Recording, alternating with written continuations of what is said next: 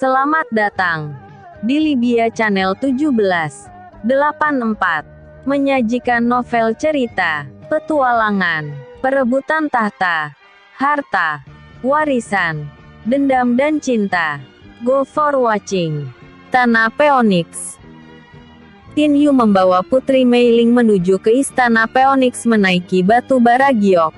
Di atas batu bara giok Putri Mei Ling tak menanyakan apapun pada Tin Yu. Walaupun hatinya ingin bertanya. Sang putri memilih diam walaupun di dalam hatinya berkeinginan agar Tin Yu yang mengatakan langsung apa yang sebenarnya telah terjadi dengan semua keadaan yang ada. Tin Yu menyadari dengan diamnya Putri Mei Ling. Dia pun perlahan menghampiri dan duduk di sisi kiri sang putri. Aku seorang pangeran di Kekaisaran Phoenix. Aku sengaja membawamu ke alam duniaku untuk mengenalkanmu kepada ibuku bahwa kau merupakan calon istriku. Ada sesuatu hal yang ingin kukatakan padamu. Aku ingin kau mempertimbangkan sesuatu sebelum mengambil keputusan karena kita berdua telah sama-sama dewasa dalam menyikapi apa yang ingin kukatakan padamu. Di Kekaisaran Phoenix, tepatnya di Istana Phoenix, aku telah mempunyai tunangan yaitu seorang wanita yang kucintai sama seperti halnya dirimu. Maafkan aku karena baru saat ini bisa jujur kepadamu dan maafkan aku jika kau kecewa mendengar hal ini. Aku berharap dengan keadaan dan keterpurukan yang pernah kita lalui berdua, suka-suka dan duka yang membuat hubungan kita hampir terpisah, aku berharap banyak agar kau tak mengambil keputusan untuk meninggalkanku karena aku sangat mencintaimu. Ucap Tin Yu sambil menatap kosong ke depan. Dek. Jantung Putri Mei Ling seperti akan terhenti mendengar perkataan dari kekasihnya itu. Dia tak menyangka jika pemuda yang sangat dicintainya itu tega berbagi hati dengan wanita lain selain dirinya. Sesaat Putri Mei Ling mencerna keadaan yang ada. Walaupun dia tak suka dengan cara Tin Yu membagi cintanya, akan tetapi dia tak ingin kehilangan pemuda yang sangat dicintainya itu. Kak Tin Yu, aku sangat mencintaimu dan aku tak ingin kehilanganmu lagi untuk kesekian kalinya. Kau adalah seorang pangeran, selayaknya kau mendapatkan istri lebih dari satu. Tapi satu hal yang kuinginkan darimu. Aku ingin kau membagi hatimu secara adil kepada semua wanitamu. Dan aku ingin kau tetap selalu menyayangiku seperti kau menyayangi semua wanitamu. Kak Tin, aku berharap tunanganmu yang berada di Istana Phoenix tak membenciku karena bersamamu. Aku dan dia sama-sama wanita dan tak ada seorang wanita yang ingin diduakan cintanya. Jika memang dia tak suka denganku saat kita sampai di Istana Phoenix, maka pulangkanlah aku ke alam cahaya mentari biar aku menunggumu sampai kau kembali ke Istana Lumut. Jawab Putri Mei Ling. Aku tak mungkin menyakiti hatimu. Aku akan selalu sayang dan adil kepada kalian berdua. Xin Yin memang mempunyai sifat yang keras tapi dia tahu batasannya. Aku akan menjadikan Xin Yin sebagai ratu di Istana Phoenix. Dan kau akan menjadi ratu di Istana Lumut yang meliputi alam cahaya rembulan dan alam cahaya matahari. Ucap Tin Yu. Mendengar perkataan kekasihnya itu, Putri Mei Ling pun merasa senang. Sang putri merebahkan kepalanya di bahu Tin Yu dan memeluk erat lengan sang pemuda. Aku berjanji akan berlaku adil dan menyayangi kalian semua. Batin Tin Yu saat itu. Tin Yu dan Putri Mei Ling tiba di gerbang kota Phoenix. Di sana telah banyak jenderal dan petinggi istana yang menyambutnya. Tak hanya para prajurit dan petinggi istana yang berada di gerbang kota, masyarakat biasa pun antusias menyambut kedatangan putra mahkota. Tampak Putri Xin Yin juga berada di antara para petinggi istana. Sang putri menatap tajam ke arah Putri Mei Ling yang tengah bersama Tin Yu. Begitupun dengan Putri Meiling juga ikut menatap ke arah Putri Xinyin. Dari penglihatan Putri Meiling, dia yakin wanita yang tengah menatapnya itu adalah tunangan Tin Yu yang bernama Xinyin. Setelah melambai-lambaikan tangannya ke arah seluruh masyarakat Phoenix, Tin Yu segera naik ke kereta kuda yang telah dipersiapkan untuknya, bersama dengan kedua putri. Di atas kereta kuda pembicaraan pun terjadi. Linger, dia adalah Putri Xinyin tunanganku. Dia adalah Ratu Istana Phoenix yang akan mendampingiku di masa depan. Xinyin, yang bersamaku adalah Putri Meiling kekasihku. Dia adalah Ratu Istana Lumut dan Ratu Menara Cahaya Rembulan. Dia pun akan menemaniku dalam memimpin kedua alam itu di masa depan. Kalian berdua adalah wanita yang sangat kucintai. Aku ingin kalian bisa akur satu dengan yang lainnya dalam menemaniku mengarungi bahtera rumah tangga. Mendengar perkataan Tin Yu, Putri Xinyin seketika itu langsung mengulurkan tangannya kepada Putri Meiling. Kak Meiling, salam kenal. Semoga kau betah berada di Istana Phoenix nantinya, ucap Putri Xinyin. Putri Meiling seakan tak percaya dengan apa yang dilihat dan didengarnya. Tunangan Tin Yu ternyata ramah dan menganggap dirinya sebagai kakak. Hal ini membuat hati Putri Meiling tersentuh dengan keramah tambahan Putri Phoenix itu. Putri Meiling langsung menyambut uluran tangan Putri Xinyin. Tak lama kemudian mereka pun saling bercerita sehingga menimbulkan keakraban di antara mereka berdua. Tin Yu yang menyaksikan keakraban yang terjadi di antara kedua wanita itu begitu sangat senang melihatnya. Tin Yu tak menyangka jika Putri Xinyin bisa seakrab itu dengan Putri Meiling. Aku tahu jika Ibu Yanling yang berada di belakang ini semua. Terima kasih Ibu, batin Tin Yu. Kereta kuda berhenti di depan gerbang utama Istana Phoenix. Tampak Ratu Yanling tengah berdiri menunggu putranya yang telah turun dari kereta kuda. Melihat ibunya, Tin Yu segera berlari untuk memeluk sang ibu. Pelukan Tin Yu disambut dengan hangat oleh Ratu Yanling, hingga pelukan hangat itu terjadi beberapa saat lamanya. Putri Meiling begitu kagum dengan kemegahan Istana Phoenix. Di samping kemegahannya, Putri Meiling juga kagum akan kecantikan sang ratu yang merupakan ibu dari Tin Yu. Ratu di istana ini begitu cantik dan tak terlihat seperti wanita yang telah mempunyai anak sebesar Tin Yu. Aku sungguh kagum padanya karena karisma kewibawaan begitu terpancar dari wajahnya. Tak lama bisik-bisik terjadi di antar Tin Yu dan Ratu Yanling. Sesaat Ratu Yanling memandang ke arah Putri Meiling, yang membuat jantung Putri Meiling berdebar tak karuan. Kak Meiling, kau dipanggil Ibu Ratu, ucap Putri Xinyin. Putri Meiling yang tadinya diam, kini gelagapan mendengar perkataan Putri Xinyin. Putri Xinyin yang menyadari jika Putri Meiling terlihat gugup, dia pun dengan cepat menarik tangannya untuk menghadap sang ratu. Putri Xinyin segera memberi hormat yang diikuti oleh Putri Meiling di belakangnya. Aku terima hormat kalian. Kemarilah nak, ucap Ratu Yanling kepada Putri Meiling. Putri Meiling datang kepada Ratu Yanling. Kemudian sang ratu memeluknya. Kau adalah calon pendamping putraku setelah Putri Xinyin. Maka kau juga merupakan putriku. Terbiasalah dengan lingkungan istana, agar hatimu bisa merasa damai dan tentram, bisik sang ratu.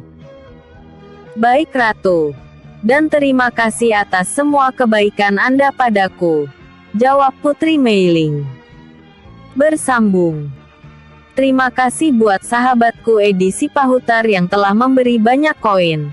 Semoga Yang Kuasa yang membalasnya. Amin. Episode sebelumnya. Khawatir. Episode berikutnya, Gaan Ratu Yanling. Malam hari di saat semua orang di Istana Phoenix tengah terlelap dalam tidurnya, Putri Mei Ling yang tengah bermeditasi, dikejutkan dengan angin kencang yang menerobos ke dalam ruangan kamarnya, hingga membuat pintu kamarnya terbuka. Tampak aura tingkat alam Emperor Cahaya Abadi Puncak. Seketika itu membuat tubuh Putri Mei Ling tak bisa bergerak. Ratu Yanling, mengapa dia melakukan ini padaku? Dan tak kusangka kekuatannya hampir menembus ranah dewa. Malam ini akan menjadi malam terburuk bagiku karena kedatangannya seperti tak bersahabat padaku. Batin Putri Mei Ling.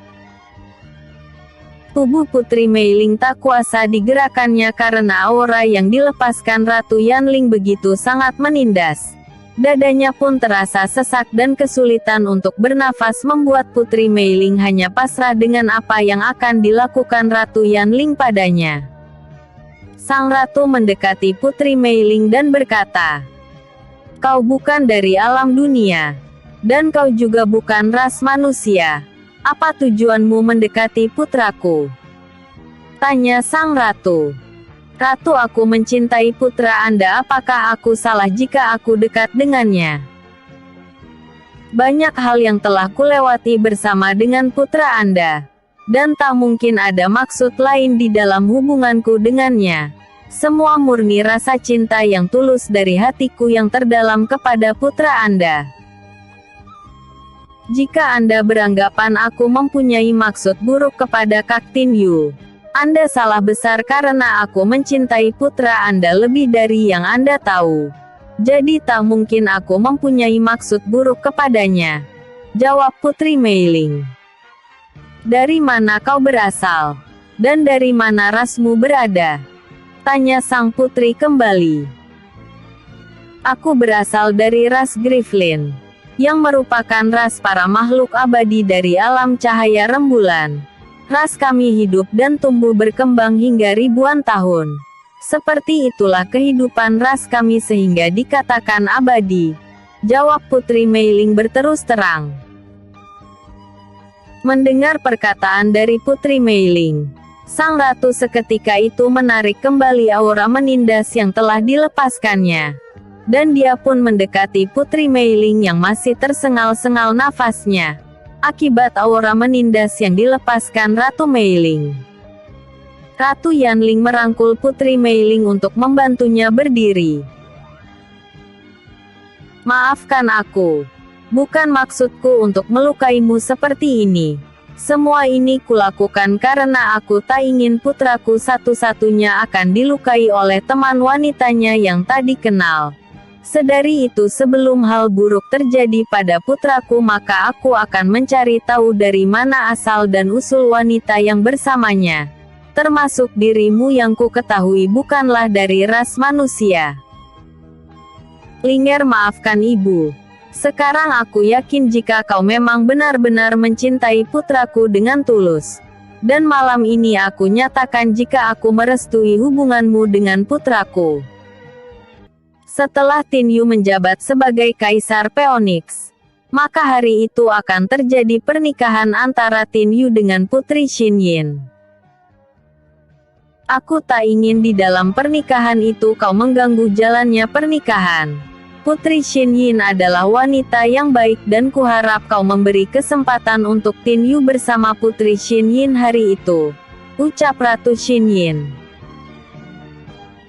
"Ibu Ratu, aku tak permasalahkan jika Kak Tin Yu ingin menikah beberapa kali dalam hidupnya karena dia adalah seorang Kaisar Phoenix di masa depan. Aku hanya berharap jika dia tetap dapat berbagi dan menyayangiku seperti dia menyayangi semua istri-istrinya kelak," jawab Putri Mei Ling. "Kau memang bisa memahami situasi ini. Dan aku sangat berharap kau selalu mendukung Tin Yu di sisinya. Dalam beberapa hari ke depan, Tin Yu akan melakukan pertarungan hidup dan mati dengan Pangeran Huang Qin yang merupakan pangeran dari negeri Glory. Pertarungan itu akan berlangsung di Kekaisaran Phoenix. Sebenarnya dari pihak kekaisaran ingin pertarungan itu dilangsungkan di area netral antara kedua kekaisaran. Akan tetapi aku menolaknya karena aku tahu kelicikan dari kekaisaran Glory, apalagi itu dilakukan di daerah netral. Aku mengatakan kepada utusan yang datang waktu itu, jika pertarungan 3 tahun itu tak berlangsung di Kekaisaran Phoenix maka perjanjian 3 tahun itu akan gagal. Mengingat perjanjian yang dilakukan waktu itu antara Pangeran Huangqin dan Tin Yu disepakati di Kekaisaran Phoenix. Aku ingin kau dan Putri Xin Yin selalu memberi dukungan dan semangat kepada putraku. Karena dalam pertarungan itu belum tentu putraku yang menjadi pemenangnya. Mengingat kekuatan dari Huangqin telah menembus kekuatan penyihir kegelapan dengan sempurna. Sementara Kaisar Glory yang merupakan ayahnya juga telah menembus ranah dewa. Dengan menyikapi itu semua maka aku berharap tak ada penyesalan di kemudian hari jika memang putraku kalah dalam pertarungan itu. Karena sampai saat ini aku belum mengetahui tingkat kekuatan putraku sendiri. Ucap Ratu Yanling dengan rasa kekhawatiran di wajahnya. Ibu Ratu, kau tak usah khawatirkan putra Anda. Karena tingkat kekuatan Kak Tin Yu saat ini jauh dari perkiraan yang Ibu Ratu pikirkan. Aku yakin jika Kak Tin Yu akan menang dalam pertarungan ini dan aku berharap Ibu Ratu tetap tenang, jangan memperlihatkan wajah yang membuat Kak Tin Yu merasa khawatir kepada Anda. Jawab Putri Meiling. Perkataan Putri Meiling sedikit menghilangkan rasa kekhawatiran di wajah Sang Ratu. Dan Sang Ratu yakin jika Putri Meiling akan menjadi pendamping yang baik bagi putra kelak. Waktu terus berlalu. Putri Meiling sudah bisa beradaptasi dengan lingkungan Istana Phoenix. Begitupun hubungannya dengan Putri Xin Yin. Mereka berdua begitu sangat akrab seperti saudara kandung. Sementara itu persiapan untuk menyambut pertarungan akbar yang akan berlangsung di Kekaisaran Phoenix sudah dipersiapkan dengan sedemikian rupa oleh Kekaisaran Phoenix. Hingga arena bertarung yang begitu besar dan megah telah berdiri di tengah-tengah kota Phoenix. Pertarungan itu pun akan disaksikan oleh seluruh kerajaan di dua benua. Dan juga akan disaksikan oleh para murid terpilih yang mengikuti kompetisi di Kerajaan Cahaya Nirwana. Saat kompetisi itu, murid terpilih dari Kerajaan Cahaya Nirwana yang diwakili oleh wanita cantik yang berasal dari Pulau Es yang bernama Xiuzi, berhasil imbang melawan murid terpilih dari Kekaisaran Glory yang bernama Ziolu yang juga merupakan sahabat dari Pangeran Huangqin, hingga membuat kompetisi murid terpilih dimenangkan oleh dua orang murid yaitu Xiuzi dari Kerajaan Cahaya Nirwana dan Ziolu dari Kekaisaran Phoenix. Sementara Feng Yu yang merupakan kakak dari Tin Yu tak dapat melaju ke babak berikutnya karena permintaan dari Pangeran Huangqin yang melepas statusnya dari murid terpilih Kekaisaran Glory. Pangeran Huangqin yang mengetahui jika Feng Yu merupakan kakak dari Tin Yu, melakukan segala cara termasuk menyuruh ketua Huangshan untuk menggugurkannya dalam pertarungan murid terpilih. Mengetahui jika Pangeran Huangqin melakukan ketidakadilan dalam kompetisi murid terpilih padanya, membuat Feng Yu memilih pergi ke Desa Batu untuk menenangkan diri. Tin Yu yang mendapat laporan dari Jenderal Jatayu tentang semua yang terjadi saat pemilihan murid terpilih berlangsung, begitu geram terhadap Pangeran Huangqin yang bertindak semena-mena terhadap kakaknya Feng Yu. Hal itu membuat Tin Yu semakin bersemangat untuk menghabisi Pangeran Negeri Glory di atas arena pertarungan. Paman, aku ingin kau pergi ke Desa Batu yang berada di area Kekaisaran Glory. Berikan belati merah darah ini kepada kakakku agar dia bisa menyaksikan bagaimana aku membalaskan sakit hati yang pernah dia rasakannya saat kompetisi murid terpilih yang berada di Kerajaan Cahaya Nirwana. Baik Tuan Muda. Titahmu akan segera kulaksanakan, jawab Jatayu. Setelah berkata seperti itu Jatayu pun pamit kemudian merubah diri menjadi seekor burung surgawi. Sesaat kemudian dia pun mengudara menembus awan untuk menuju ke arah desa Batu Berada. Bersambung. Episode sebelumnya. Ke Istana Phoenix. Episode berikutnya. Menuju Desa Batu. Jatayu terus masuk ke wilayah netral. Di perbatasan antara Kekaisaran Glory dan Kekaisaran Phoenix. Jenderal Jatayu semakin tinggi terbang di udara agar terhindar dari mata semua pasukan Kekaisaran Phoenix yang menjaga perbatasan. Tak disangka boleh Jatayu. Di udara perbatasan Kekaisaran Glory banyak terdapat pasukan terbang yang juga menjaga perbatasan wilayah kekuasaan Glory. Hal itu membuat Jatayu agak kesulitan masuk ke dalam wilayah kekaisaran tersebut. Pasukan-pasukan ini begitu banyak menjaga perbatasan wilayah Kekaisaran Glory. Tak kusangka pertarungan yang akan terjadi antara Pangeran Huangqin dan Pangeran Tinyu membuat Istana Glory memperketat penjagaan di wilayah perbatasannya. Satu-satunya cara untuk menembus perbatasan wilayah ini hanya dengan bantuan Raja Zedon dan Pangeran Atlas. Lewat lautan yang masuk ke dalam wilayah perbatasan Kekaisaran Glory. Batin Jatayu. Jatayu memutar arah menuju ke lautan. Di sana Jatayu menjejakkan kakinya di permukaan air, hingga getarannya sampai ke dalam istana Raja Zedon berada. Tak menunggu lama pasukan besar keluar dari dalam lautan yang dipimpin oleh Pangeran Atlas. Pangeran Atlas yang mengetahui jika Jatayu merupakan pengikut dari Pangeran Tinyu, membuatnya menyuruh seluruh pasukannya untuk kembali ke dalam istana. Apa yang membuatmu berkunjung ke tempat ini, Jenderal? Tanya Pangeran Atlas.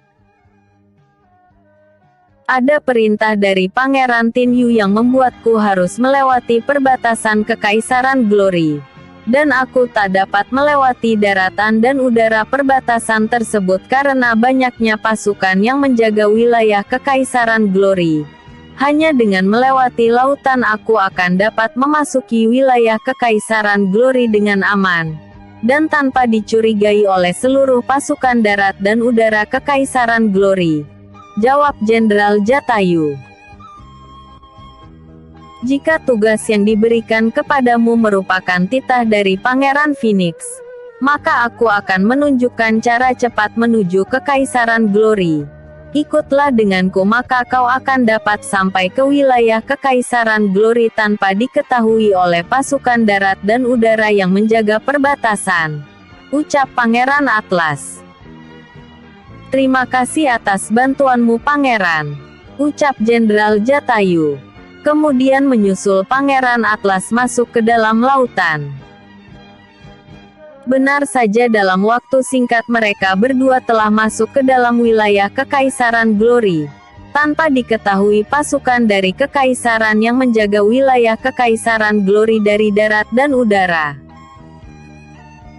Agar aman masuk ke dalam ibu kota Kekaisaran Glory, Jenderal harus melewati hutan itu dengan berjalan di darat.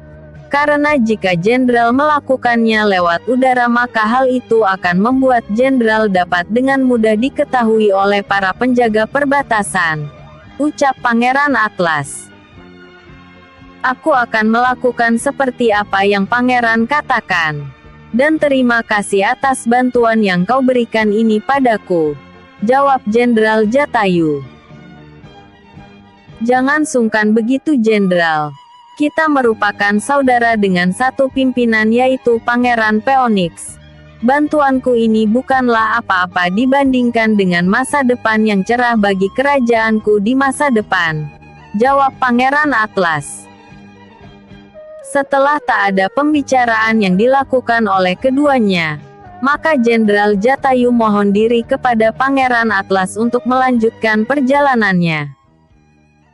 Dengan menembus hutan lebat, Jenderal Jatayu terus melesat cepat menuju ke tempat di mana gerbang kota Glory berada. Hingga dia pun sampai ke sebuah desa yang ada di luar gerbang kota. Aku harus merubah penampilanku agar tidak mencurigakan bagi orang-orang yang berada di Kekaisaran Glory. Kebetulan di sana ada sebuah desa, aku akan mencari toko baju agar dapat merubah penampilanku. Batin Jenderal Jatayu.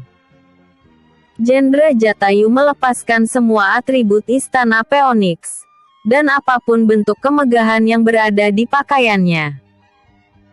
Dengan berjalan kaki tanpa menggunakan alas kaki layaknya para penduduk desa, Jenderal Jatayu langsung menuju ke salah satu toko yang ada di desa itu. Aku ingin membeli pakaian yang cocok denganku. Apakah Anda mempunyai pakaian tersebut? Tanya Jatayu. Sesaat pemilik toko menatap ke arah Jatayu. Karena dalam pikirannya dia sama sekali tak pernah melihat sosok laki-laki yang ada di hadapannya itu. Apakah Tuan bukan dari desa ini? Tanya pemilik toko menyelidik. Benar. Aku bukan dari desa ini karena aku merupakan seorang pemburu binatang roh. Kebetulan pakaian yang kukenakan saat ini sudah tak layak sehingga aku harus segera menggantinya. Jawab Jatayu. Mendengar perkataan dari Jatayu, pemilik toko segera mengambilkan pakaian yang diinginkan olehnya. Karena pemilik toko sadar jika seorang pemburu binatang roh merupakan seorang yang mempunyai kemampuan bela diri yang cukup mumpuni. Dan dia sebagai pemilik toko tak ingin berurusan dengan seorang pemburu binatang roh. Di toko pakaian itu banyak terdapat orang-orang yang ingin membeli dan melihat pakaian yang dijual. Ada pula beberapa orang yang juga merupakan pemburu binatang roh berada di tempat itu. Semua itu terlihat dari panah yang berada di tubuhnya. Aku mendengar jika kau merupakan pemburu binatang roh sama seperti kami. Apakah kau telah mendapatkan batu inti binatang roh dari hasil buruanmu? Tanya seorang pemburu binatang roh yang menghampiri Jatayu dengan wajah yang tak bersahabat. Aku telah mendapatkan beberapa batu inti binatang roh. Dan salah satu inti binatang roh itu merupakan seekor serigala dengan ranah tingkat kaisar. Ucap Jenderal Jatayu kemudian menunjukkan batu inti binatang kepada para pemburu yang ada. Hingga para pemburu yang melihat batu inti binatang roh di tangan Jenderal Jatayu perlahan-lahan mundur. Karena dia mengetahui jika binatang roh ranah tingkat kaisar sebanding dengan para cultivator yang berada di tingkat Sein Puncak. Karena tak ingin berurusan dengan seorang pemburu di tingkat Sein Puncak, membuat para pemburu yang ada menjauh. Tuan, ini adalah baju yang Anda pesan, harganya 10 koin perak, ucap penjaga toko. Dapatkah aku menukarnya dengan batu inti roh yang berada di tanganku ini? Tanya Jatayu. Kau jangan bercanda Tuan. Batu inti roh di tanganmu itu seharga dengan 200 koin emas. Jawab pemilik toko. Aku tak bercanda. Jika kau ingin menukar dengan batu yang berada di tanganku ini, maka aku akan memberikannya kepadamu, ucap Jatayu. Aku akan sangat senang sekali jika Anda ingin menukarnya dengan pakaian ini. Dan Tuan bebas memilih apapun yang berada di toko ini selain pakaian yang berada di tanganku ini, ucap pemilik toko. Aku tak menginginkan hal lain. Aku hanya ingin kau mengantarkanku ke tempat di mana aku dapat memakai pakaian ini, ucap Jenderal Jatayu. Kalau begitu ikut aku Tuan, aku akan membawamu ke tempat di mana kau dapat mengganti pakaian, jawab pemilik toko. Dari kejauhan para pemburu binatang roh yang ada sangat menyesalkan apa yang dilakukan oleh Jatayu. Bodoh. Mengapa dia memberikan batu inti binatang roh kaisar itu tanpa berpikir? Harga jual batu inti binatang roh itu sangat tinggi dan dia hanya memberikan dengan bongkarnya dengan sebuah pakaian. Ucap salah satu pemburu. Kau benar kakak. Baru kali ini aku melihat orang yang semudah itu. Timpal pemburu yang lainnya. Setelah memberikan batu roh tingkat kaisar kepada pemilik toko, sang pemilik toko pun mengajak Jenderal Jatayu untuk pergi ke suatu ruangan di dalam kediamannya berada. Silahkan tuan. Anda boleh memakai pakaian itu di dalam ruangan ini, ucap pemilik toko. Melihat jika mereka hanya berdua, Jenderal Jatayu langsung menanyakan keberadaan di mana desa batu berada. Sebelum aku mengganti pakaian, dapatkah kau mengatakan kepadaku di mana desa batu berada? Tanya Jenderal Jatayu. Desa batu terletak jauh dari tempat ini. Keberadaannya di dalam wilayah kekaisaran sebelah barat.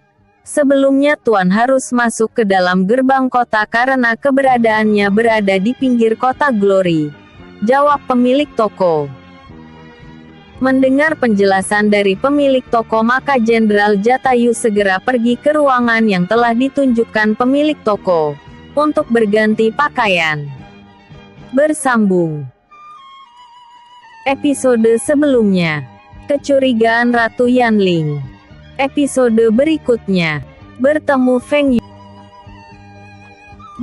Feng Yu. Setelah berganti pakaian, Jenderal Jatayu langsung berjalan ke arah 7 orang pemburu binatang roh yang masih berada di luar toko. Apakah hari ini kalian akan pergi berburu? Tanya Jenderal Jatayu. Benar. Kami akan pergi berburu malam nanti. Jawab salah seorang pemburu. Aku ingin melakukan penawaran pada kalian. Bagaimana jika kalian membawaku masuk ke dalam kota Glory? Maka aku akan memberikan batu inti roh ini pada kalian semua. Ucap Jenderal Jatayu sambil memperlihatkan sekantong batu inti roh kepada ketujuh pemburu. Melihat sekantong batu inti roh, membuat ketujuh pemburu merasa senang.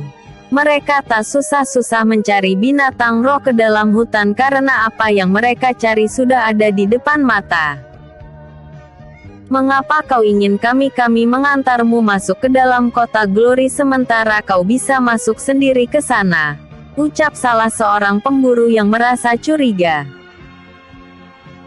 Saat ini aku kehilangan lencana untuk masuk ke dalam gerbang ibu kota. Dan jika kalian tak ingin mengantarku, maka aku akan memberikan penawaran ini kepada orang lain yang sanggup untuk mengantarku ke sana. Ucap Jenderal Jatayu dan berlalu pergi.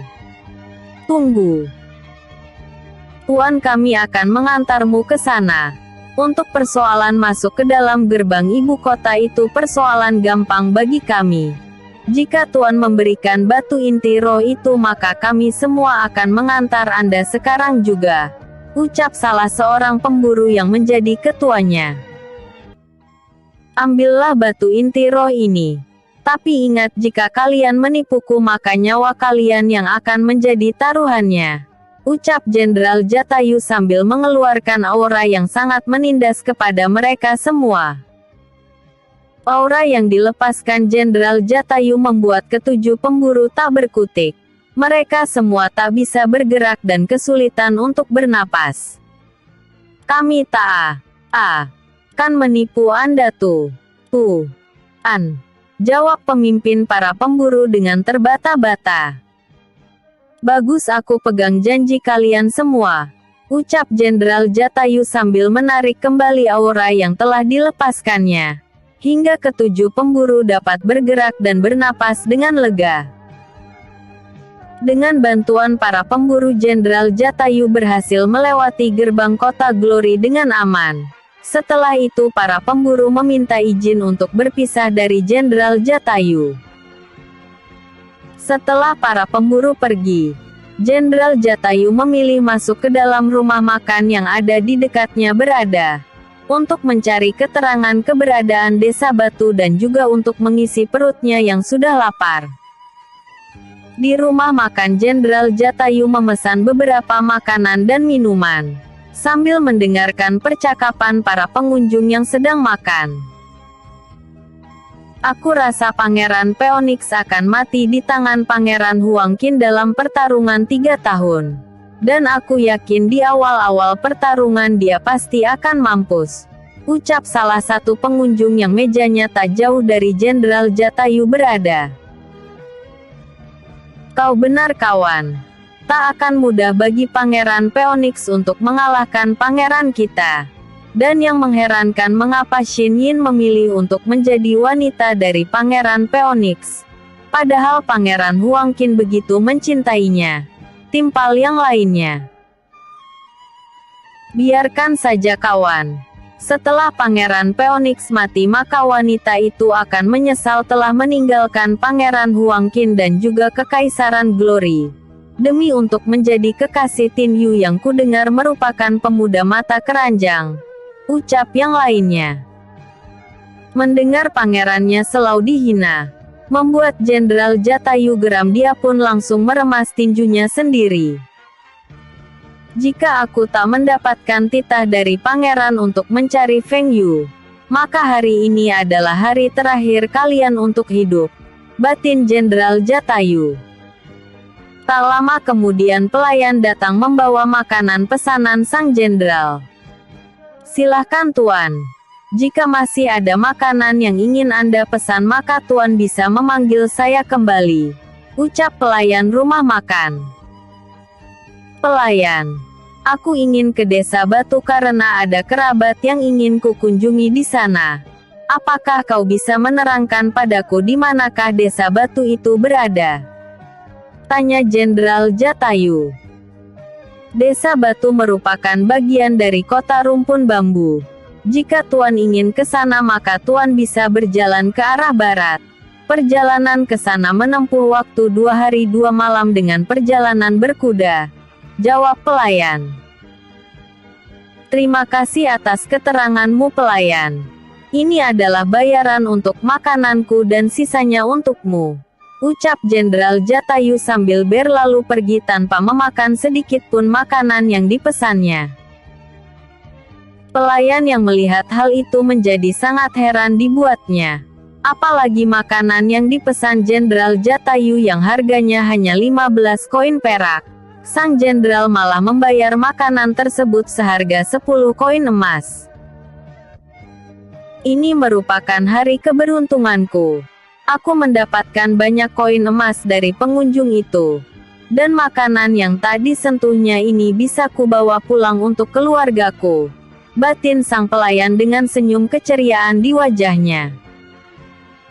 Sementara itu Jatayu yang melesat cepat ke arah barat, masih merasa kesal dengan para pengunjung rumah makan yang telah menghina pangerannya, sehingga membuat selera makannya pun menjadi hilang saat itu. Aku harus segera menemui Feng Yu secepatnya. Aku tak ingin pangeran menunggu kedatangannya terlalu lama, batin Jenderal Jatayu. Dengan merubah bentuk tubuhnya menjadi burung surgawi, Jenderal Jatayu melesat cepat ke arah barat. Dalam waktu setengah hari perjalanan, Jenderal Jatayu telah berhasil tiba di Desa Batu tanpa halangan yang melanda. Dengan merubah wujudnya menjadi manusia biasa, Jenderal Jatayu menanyakan keberadaan Feng Yu pada seorang penduduk Desa Batu yang kebetulan berpapasan dengannya di jalan. Paman, aku datang ke Desa Batu untuk mencari seorang pemuda yang bernama Feng Yu. Dapatkah paman memberitahukan kepadaku di mana keberadaannya saat ini? Tanya Jenderal Jatayu kepada seorang laki-laki parubaya yang tengah membawa cangkul di bahunya. Tuan muda Feng Yu berada di bangunan besar di ujung sana. Jika kau ingin menemuinya maka pergilah ke bangunan besar itu, ucap laki-laki parubaya tersebut. Terima kasih atas petunjuknya paman, ucap Jenderal Jatayu. Kemudian dia pun pergi menuju ke arah bangunan besar yang ditunjuk oleh laki-laki parubaya tersebut. Di dalam bangunan besar tersebut, seorang pemuda datang menemui Jenderal Jatayu. "Ada urusan apa Anda mencariku?" tanya pemuda itu yang tak lain adalah Feng Yu. "Aku adalah Jenderal Jatayu. Aku kesini untuk membawa Anda menuju ke Istana Phoenix untuk menemui Pangeran Tin Yu," ucap Jenderal Jatayu. Sesaat Feng Yu menatap tajam ke arah laki-laki yang ada di hadapannya. Di dalam ingatan Feng Yu sepertinya dia pernah melihat laki-laki itu tapi entah di mana. Setelah melihat lekat-lekat laki-laki yang ada di hadapannya, Tin Yu pun baru menyadari jika laki-laki itu merupakan Jenderal Jatayu dari Kekaisaran Phoenix. Karena sebelumnya Feng Yu pernah bertemu beberapa kali dengan sang jenderal sewaktu masih berada di Kerajaan Cahaya Nirwana dalam mengikuti kompetisi murid terpilih di sana. Dengan cepat Feng Yu langsung menggenggam tinju memberi hormat pada sang jenderal. "Maafkan aku karena tak menyadari jika Anda adalah jenderal besar dari Kekaisaran Phoenix," ucap Feng Yu. "Sudahlah. Kau tak usah sungkan begitu. Pangeran Tin Yu menitipkan ini padamu," ucap sang jenderal kembali. Belati merah darah. Dia memang benar utusan dari adikku Tin Yu. Tapi mengapa dia mengatakan jika adikku merupakan seorang jenderal dari Kekaisaran Phoenix? Batin Feng Yu. Sesaat Feng Yu terdiam. Dia berpikir keras dan bertanya-tanya mengapa sang adik bisa menjadi seorang pangeran. Diamnya Feng Yu dapat diketahui oleh Jenderal Jatayu. Sang jenderal langsung menceritakan semua yang diketahuinya tentang Tin Yu kepada Feng Yu. Dan pada akhirnya Feng Yu mengerti dengan semua yang terjadi sehingga Tin Yu bisa menjadi seorang pangeran di negeri Phoenix. Dengan jadinya Tin Yu sebagai seorang pangeran di negeri Phoenix, hal itu membuat Feng Yu sangat bangga pada sang adik. "Tak kusangka kau adalah seorang pangeran adikku. Walaupun kau seorang pangeran kau tetap tak melupakan kakakmu ini," batin Feng Yu. Setelah mencerna keadaan yang ada, Feng Yu lantas berkata, "Aku akan ikut bersamamu ke Istana Phoenix. Tapi sebelumnya aku ingin membalaskan dendamku kepada wali kota Rumpun Bambu. Karena dia yang telah membunuh ibuku lewat orang-orang suruhannya," ucap Feng Yu. "Jika menyangkut keluarga pangeran, maka aku akan ikut dalam membinasakan wali kota Rumpun Bambu. Aku sendiri yang akan mewakili Pangeran Tin Yu," ucap Jenderal Jatayu. Mendengar hal itu, Feng Yu langsung mengiyakan dengan menganggukkan kepalanya.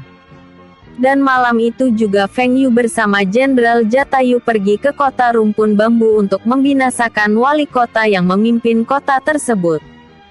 Bersambung. Episode sebelumnya. Menuju Desa Batu. Episode berikutnya. Perjanjian. Terpopuler. Perjanjian. Setelah membuat kekacauan dengan membunuh seorang wali kota di kota Rumpun Bambu, serta menghancurkan beberapa bangunan yang ada hubungannya dengan wali kota Rumpun Bambu, Feng Yu berserta Jenderal Jatayu melesat pergi menuju ke arah kota Glory.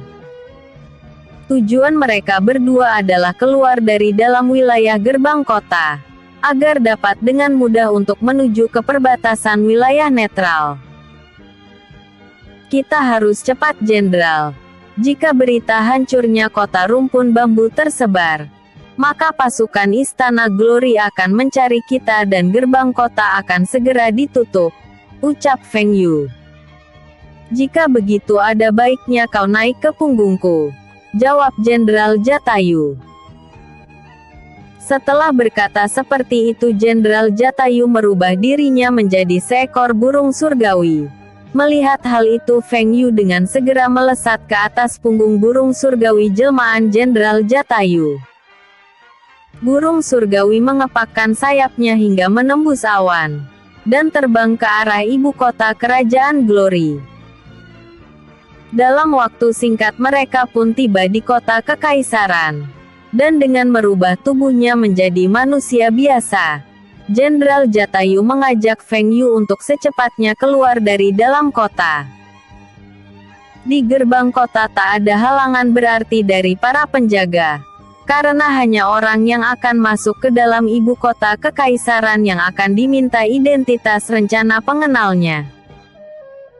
Karena telah keluar dari dalam ibu kota kekaisaran Glory, hal itu membuat perjalanan mereka berdua semakin mudah untuk kembali pulang ke istana Phoenix. Dengan kembali memanggil Pangeran Atlas sebagai sarana untuk dapat keluar dari perbatasan melewati lautan, keduanya pada akhirnya sampai di wilayah netral tanpa diketahui oleh pasukan Kaisaran Glory. Sementara itu, Tin Yu yang sebentar lagi akan melakukan pertandingan akbar melawan Pangeran Huangqin, tak langsung menyombongkan diri dengan meremehkan sang pangeran dalam pertarungan yang akan digelar nanti. Tin Yu tetap melakukan latihannya dengan mengurung diri di sebuah ruangan. Kali ini Tin Yu dapat melatih diri di alam semesta dengan menggunakan kekuatan pemberian dari Dewa Suci, yang mampu menembus dimensi alam lain. Di alam semesta yang luas Tin Yu terus berlatih menggunakan seluruh kemampuan yang dimilikinya. Dan perlu diketahui Tin Yu berlatih di alam semesta dengan menggunakan tubuh halusnya yang biasa disebut dengan roh. Sementara tubuh kasarnya tetap tertinggal di Istana Phoenix di dalam ruangan khusus yang merupakan tempat di mana ayahnya dulu berlatih. Beberapa kerajaan dari benua semesta biru telah sampai di wilayah Kekaisaran Phoenix.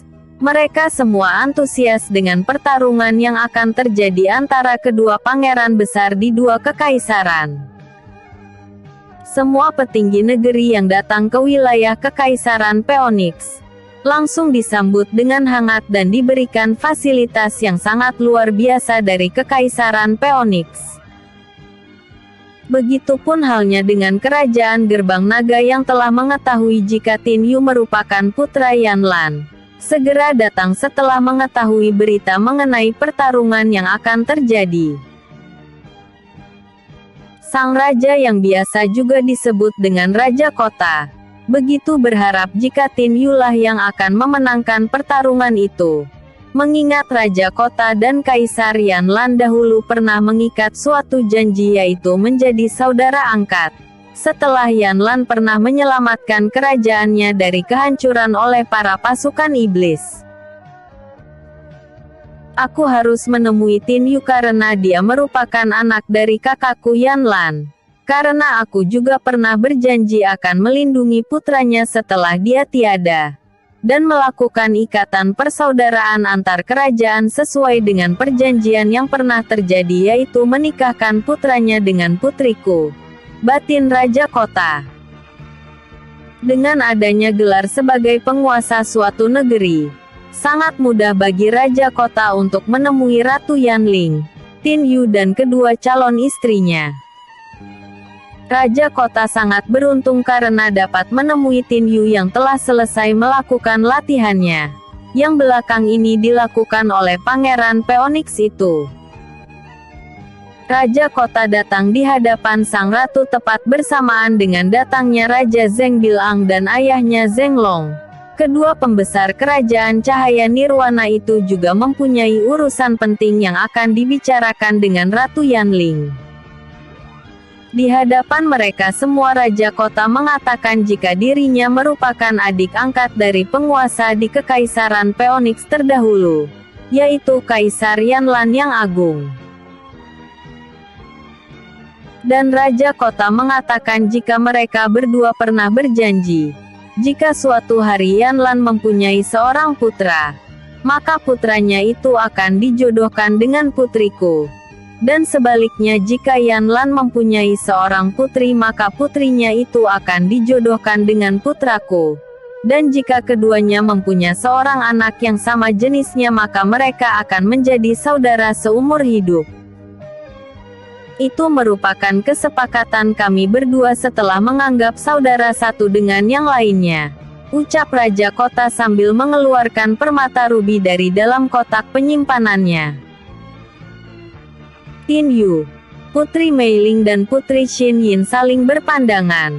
Mereka bertiga tak menyangka jika di waktu mudanya dulu Yan Lan sang ayah pernah melakukan ikatan janji dengan Raja Kota seperti yang diceritakan penguasa negeri Gerbang Naga itu.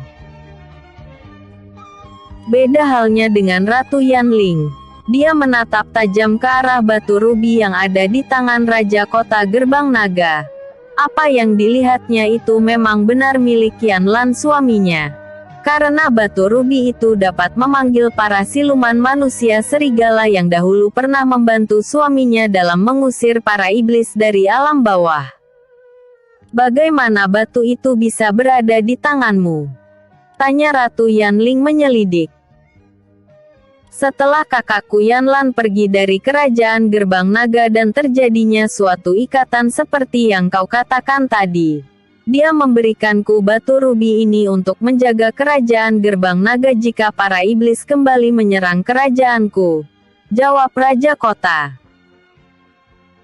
Ratu Yanling tak bisa berkata apa-apa. Batu rubi yang ditunjukkan Raja Kota Gerbang Naga benar merupakan milik suaminya.